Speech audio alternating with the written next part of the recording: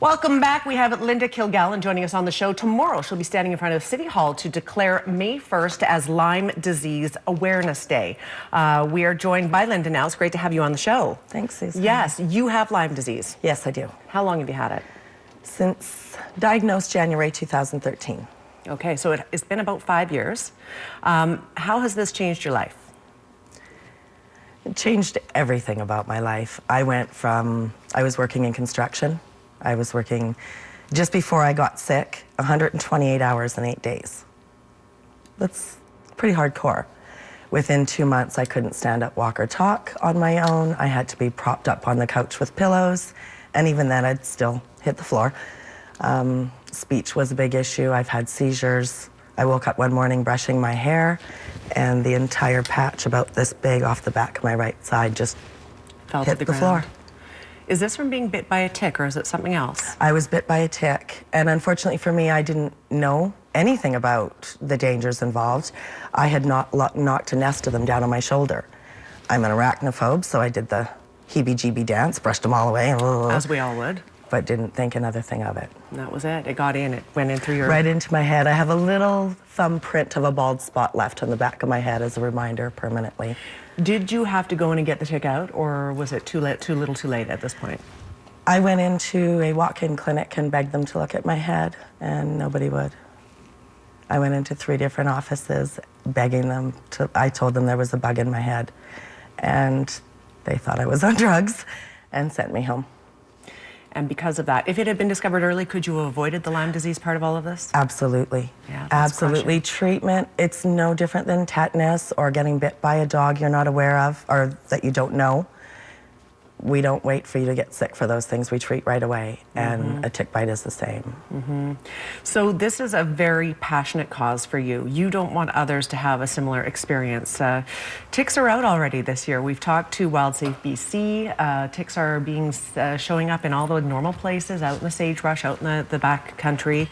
What is your message about all of that? Prevent the bite. That's my biggest thing, is prevent the bite.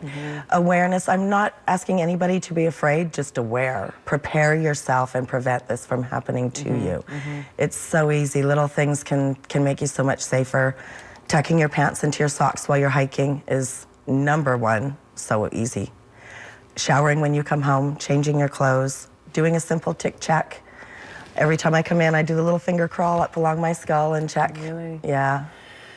You've got on the coffee table here a petition of sorts. Is this to do with the fact that our healthcare system doesn't cover Lyme disease treatment, or what is this about? Yes, the Lyme moms from lymehope.ca. Okay.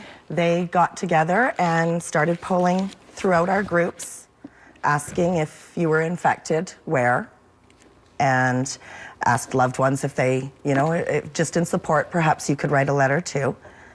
They took one line from each letter. This is Canada. These pages and the one previous are Kamloops. So it's very scary when you think that many, and That's a lot. It's so easy to prevent. This is a great tool. I'll pass you the package. I'll just pull out the tool so we can show it to them. I can hold it up for the camera. That's fantastic. Thank you, Susan. This is a tool called Tickies. The #1 best tool to remove a tick.